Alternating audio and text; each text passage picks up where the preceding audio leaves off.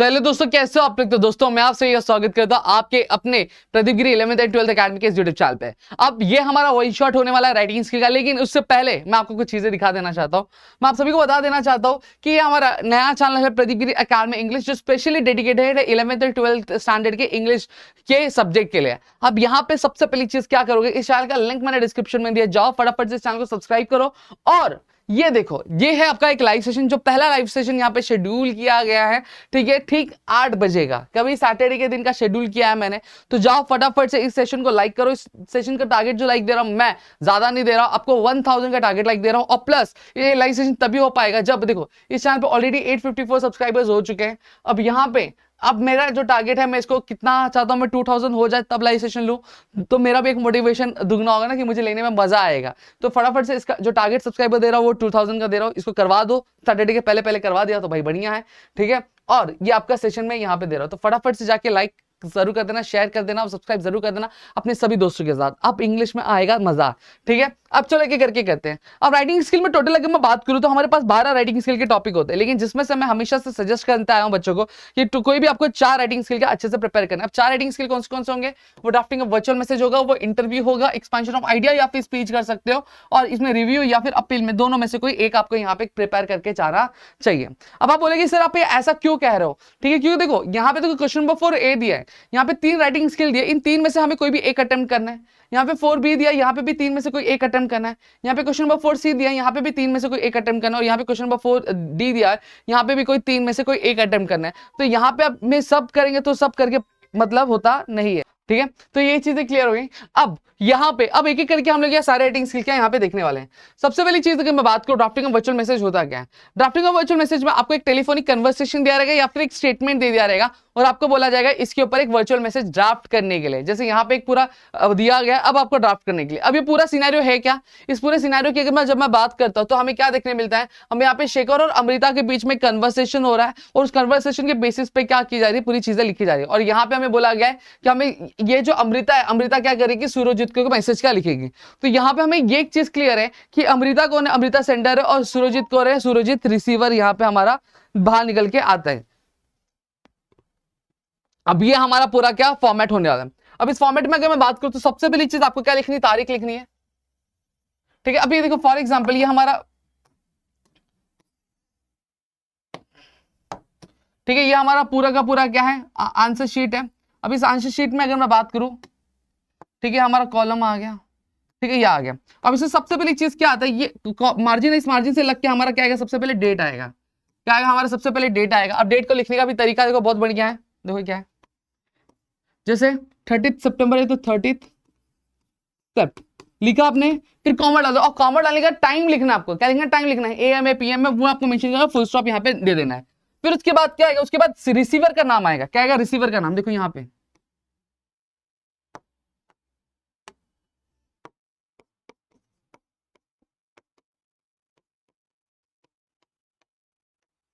यहाँ पे क्या आ जाएगा, रिसीवर का नाम आ जाएगा।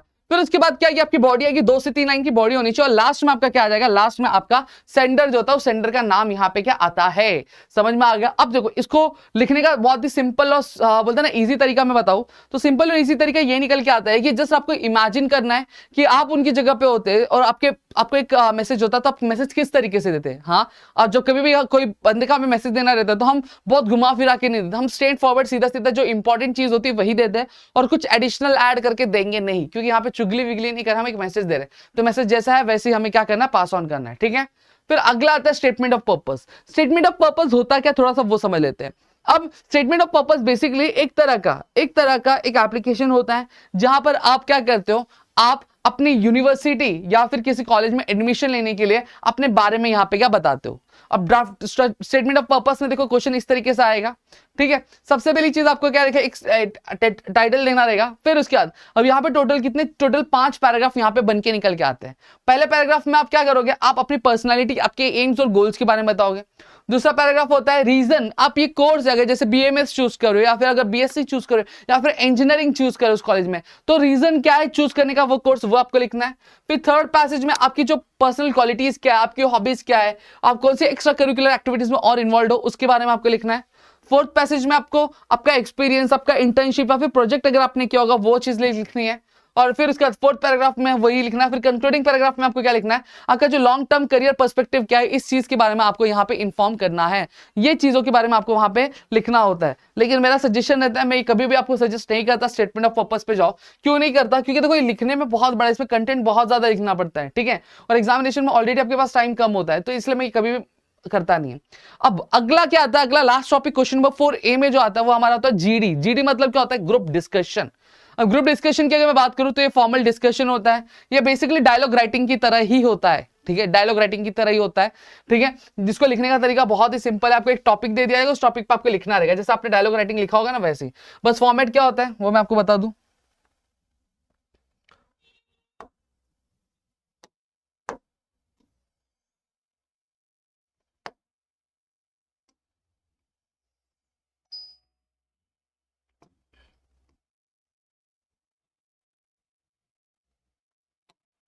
ठीक है, ये आपका पूरा नोटबुक का पेज है। अब इस नोटबुक के पेज में आपका यहाँ पे आएगा, जो भी नाम होंगे वो नाम इस तरीके से आएंगे, यहाँ पे आएंगे, ठीक है, नाम लिखा, नाम लिख रहे हैं। अब आप यहाँ पे क्या ऐड करोगे? कोलन ऐड करोगे। क्या करोगे? कोलन ऐड करोगे। कोलन ऐड करने के बाद अब आपका जो भी स्टेटमेंट रहेगा, वो स्टेटमेंट, जो भी डायलॉग्स रहेंगे आपको, डायलॉग्स आप लोग यहाँ पे लिखोगे। समझा? अब हो सकता है कि आपका जो डायलॉग है वो सेकंड लाइन में भी जाए, तो यहाँ आप यहाँ से नहीं स्टार्ट करोगे, आप कहाँ से स्टार्ट करोगे? आप ठीक यहाँ से पहले स्टार्ट किया था वहीं से डायलॉग वापस आप स्टार्ट करोगे। सेम चीज जब दूसरा आएगा तो दूसरा भी लिखते टाइम अब आप क्या करोगे? आप अगेन एक लाइन लीव करोगे, एक लाइन लीव करके सेम चीज लिखोगे, यहाँ पे कोलन दोगे यहाँ पे, ठीक है, फिर आपका जो भी आएगा।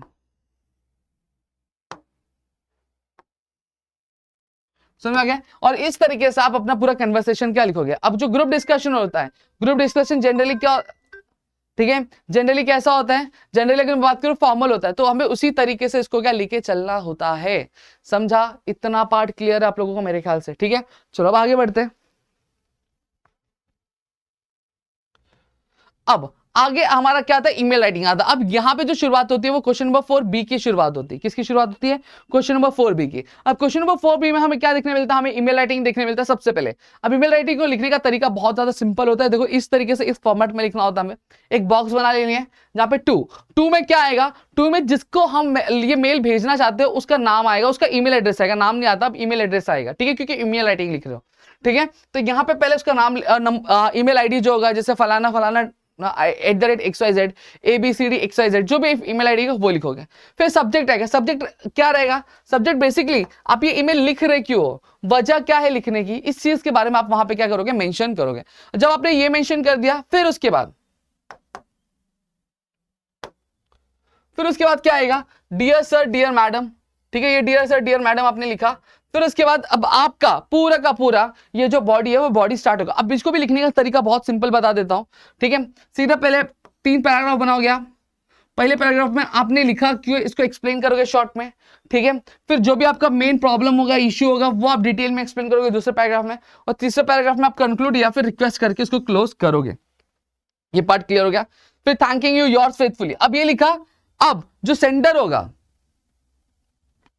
वो सेंडर अपना नाम लिखेगा, अपना एड्रेस लिखेगा, ठीक है। और अगर उसके साथ कुछ वो फोटोकॉपी अटैच कर रहा है या फिर कोई इमेज अटैच कर रहा है तो एनक्लोजर, ठीक है, ठीक है, एनक्लोजर। और फिर वो जो भी डॉक्यूमेंट्स अटैच करेगा वो डॉक्यूमेंट्स आपको यहाँ पे क्या लिखना होता है। तो इस तरीके से हमारी ईमेल राइटिंग क्या लिखी जाती है। फिर आता है रिपोर्ट राइटिंग। रिपोर्ट राइटिंग की भी चीजें मैं आपको थोड़ा क्लियर कर दूं। देखो रिपोर्ट राइटिंग बेसिकली अगर मैं बात करूं तो लिखा कैसे जाता है। सबसे पहली चीज एक हेडलाइन आता है, जैसे यहां पे मैंने दिया हुआ हेडलाइन, ठीक है, हेडलाइन लिया। अब हेडलाइन देने के बाद अब आपको वहां पे bio sports reporter, bio news reporter जो लिखना है वो लिखो। आप यहां पे लिखा आपने, ठीक है। ये लिखने के बाद अब आपको क्या लिखना है? आपको लोकेशन का, अब एक लाइन लीव करोगे। अब इस ये वाले कंडीशन में लाइन लीव नहीं करना है। आपने हेडलाइन लिखा, हेडलाइन लिखने के बाद आपको bio sports reporter, bio news reporter जो लिखना है वो लिखना है। फिर उसके बाद एक लाइन लीव करके मार्जिन से लग के, ठीक है, मार्जिन से लग के सबसे पहली चीज आप लोकेशन का नाम लिखोगे। क्या? जहां पे भी जो इवेंट है वो हुआ था। जैसे फ्लोरिडा में बताया, यहाँ पे हमने फ्लोरिडा लिखा। बोईसर में हुआ था, हम क्या लिखता था, बोईसर लिखते हैं, कॉमा डालोगे। फिर उसका जो डेट होगा वो डेट यहाँ पे आप मेंशन करोगे। फिर यहाँ पे कोलन दोगे। कोलन देने के बाद अब आपका पूरा का पूरा जो रिपोर्ट होगा वो यहाँ पे लिखना है। अब रिपोर्ट जो होगा पूरा पास्ट परफेक्ट टेंस में आपको मेंशन करना होगा। अब पास्ट परफेक्ट टेंस में मेंशन क्यों करना है, रीजन क्या है? रीजन ये है क्योंकि ये जो इवेंट है, ये इवेंट ऑलरेडी हो चुका है, ठीक है, तो इसलिए ये इवेंट हो चुका है, कंटिन्यू में नहीं है या फिर चल रहा नहीं है, हो चुका है, समझे? तो इसलिए आप ये लिखोगे, इसलिए पास्ट परफेक्ट में लिखते। अब देखो यहाँ पे क्या क्या है, आपका जो पैराग्राफ है वो क्या करेंगे, वो जो भी न्यूज होगी, जो भी खबर होगी, डिटेल में ऐड करेंगे। न्यूज रिपोर्ट में अगर मैं बात करूं, कभी भी आप क्या करोगे, आप खुद के ओपिनियंस ऐड नहीं करोगे, हमेशा जो सामने वाला जो बंदा होगा उसके ओपिनियंस क्या आते हैं, जो ऑडियंस थी उसके ओपिनियंस क्या आते हैं, ऐसे करके आप मेंशन करोगे। आप कभी भी ये नहीं बताओगे कि मुझे ये लगता है, मेरे हिसाब से ये चीज होनी चाहिए, ये चीज आपको कभी भी मेंशन करनी नहीं है। समझ में आ गया? ये पूरा पार्ट क्लियर हो गया। नेक्स्ट अब आता है इंटरव्यू। इंटरव्यू में बोलूं one of the most easiest topic मेरे को लगता है, मेरे को मतलब मुझे लगता है, समझ में आ गया, ये मुझे लगता है one of the most easiest topic. क्यों ऐसा मैं कह रहा हूं, रीजन क्या उसके पीछे कहने का? तो देखो यहां पे आपको क्या दिया रहता है, आपको इजीली कुछ पॉइंट्स दे रहे थे, उस पॉइंट्स के बेसिस पे आपको WH क्वेश्चंस क्या बनाने होते हैं। कौन से क्वेश्चन? WH क्वेश्चंस क्या बनाने होते हैं। और एक चीज से क्वेश्चन बनाना होता है, आंसर नहीं लिखना होता है। बहुत सारे बच्चे क्या कहते हैं, वो आंसर भी लिख देते हैं, नहीं आंसर नहीं लिखना आपको। समझ में आ गया? अब देखो यहां पे बताता हूं, सबसे पहले जब भी आपको क्वेश्चन दिया जाए आपको क्या करना है,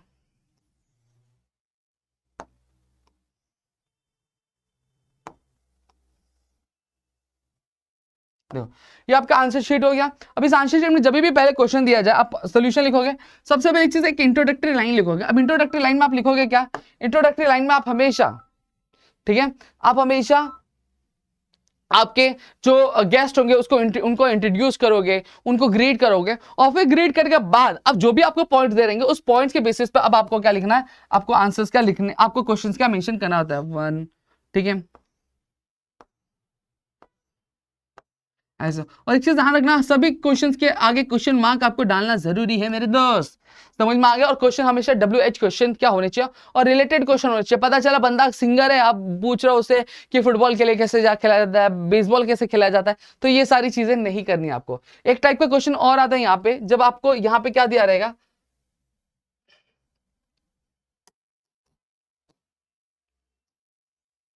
ठीक, कुछ इस तरह का क्वेश्चन रहेगा,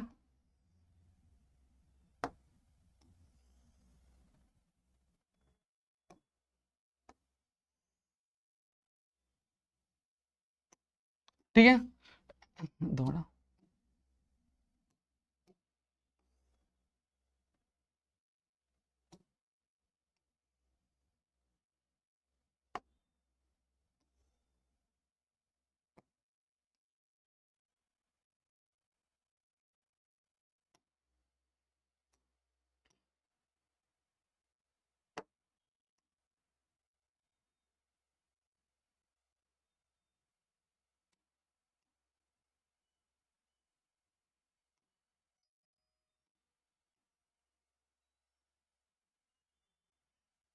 ठीक है, ये पूरी चीजें लिख देंगे। अब यहां पे अगर मैं बात करूं ऐसे ही, अब आपको यहां पे दिया रहेगा, डेट दिया रहेगा, वेन्यू दिया रहेगा, टाइम दिया रहेगा, फील्ड दिया रहेगा। अब आप जब आप क्वेश्चन पेपर में ऐसे दिया रहे हो, सेम चीज जो पॉइंटर्स भी रहेंगे वो ऐसे ही बॉक्स में आपको बना के दिए रहेंगे। अब आपको करना क्या उस पर्टिकुलर केस में, आप उसके पर्टिकुलर केस में आप ज्यादा कुछ नहीं करोगे, आप सेम जो बॉक्सेस है वो आप अपने आंसर शीट में बनाओगे, और आंसर शीट में बना के आप क्या करोगे, और फिर उसका आंसर यहाँ पे आप लिखना शुरू करोगे। ये एक अलग टाइप का क्वेश्चन है, समझा, बाकी और कुछ नहीं।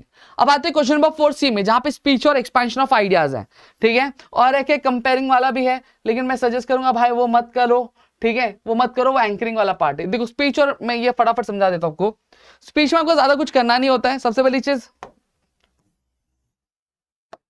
ठीक है, सबसे पहले एक तो टाइटल दे दोगे, टाइटल देने के बाद अब सबसे पहली चीज आप क्या करोगे, ये ठीक है, ये आपकी मार्जिन है, ये मार्जिन थोड़ी,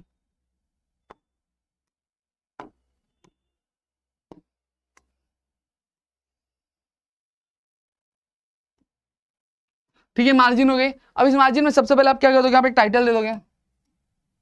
आपने टाइटल दिया, टाइटल देने के बाद अब यहां से अब 2 लाइन का गैप छोड़ोगे, 2 उंगली का गैप छोड़ोगे, good morning everyone, one and all, ठीक है, respected principal, teachers and all my dear friends, ये लिखोगे। अब ये लिखने के बाद अब जैसे आपका पैराग्राफ यहाँ पे खत्म हो गया, ठीक है, यहाँ पे खत्म हुआ, फिर अगला पैराग्राफ यहाँ पे, पहला पैराग्राफ यहाँ पे चलोगे तो ठीक एक लाइन छोड़ोगे, ठीक, एक लाइन छोड़ने के बाद फिर वापस से सेम यही जगह से आप क्या लोगे, पैराग्राफ लोगे, और पैराग्राफ लिख के आप आंसर लिखना चालू करोगे। अब देखो लिखना भी कैसे वो भी मैं आपको बता दूं। अब यहाँ पे आपको क्वेश्चन में कुछ पॉइंट्स दिए रहेंगे, उस पॉइंट्स के बेसिस पे आपको पूरा का पूरा स्पीच क्या लिखना होता है, ठीक है। नहीं दे रहेंगे तो आप अपने हिसाब से जो लिखना है वो आप लिख सकते हो, कंटेंट लिख सकते हो, कोई दिक्कत नहीं है। दूसरी चीज, अब यहाँ पे टोटल आप 3 पैराग्राफ बनाओगे, पहला, दूसरा, तीसरा।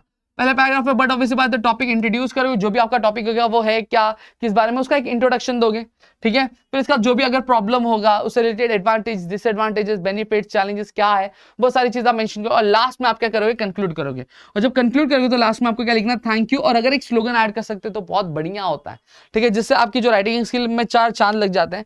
ये चीज आप क्या कर सकते हो, वहां पे कर सकते हो, ठीक है, जिससे जो आपका जो एग्जामिनर होगा उसको ये चीज देखने में क्या बहुत ज्यादा मजा आ जाएगा और बढ़िया लगेगा उसको। समझा? ये स्पीच राइटिंग आपको इस तरीके से क्या लिखनी होती है। डन, इतना बात क्लियर हो गया। अब देखो आगे, अब आगे ये देखो सेव वाटर सेव लाइफ था, सेम उसी तरीके से पूरी चीजें लिखी गई।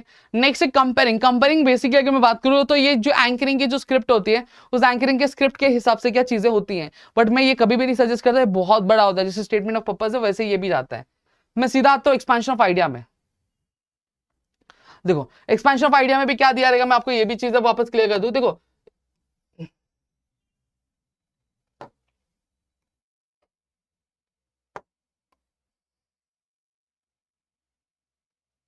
ठीक है, सबसे पहली चीज आप क्या दोगे, आप एक प्रोवर्ब जो भी दे रहेगा वो प्रोवर्ब यहाँ पे मेंशन करोगे। अब प्रोवर्ब मेंशन किया, प्रोवर्ब मेंशन करने के बाद प्रोवर्ब मेंशन करने के बाद अब यहां से आप क्या करोगे, आप अपना लाइन लिखना क्या शुरू करोगे। अब देखो यहाँ पे भी पैराग्राफ सेम चीज है, खत्म हुआ पहला पैराग्राफ यहां से स्टार्ट किया, तो जब दूसरा भी जो होगा दूसरा भी आप क्या करोगे, सेम इसी तरीके से यहाँ पे क्या स्टार्ट करोगे लिखना। ये चीज हमेशा ध्यान में रखना आप लोग। डन। अब यहाँ पे लिखना कैसे, यहाँ पे भी 1 2 3 पैराग्राफ।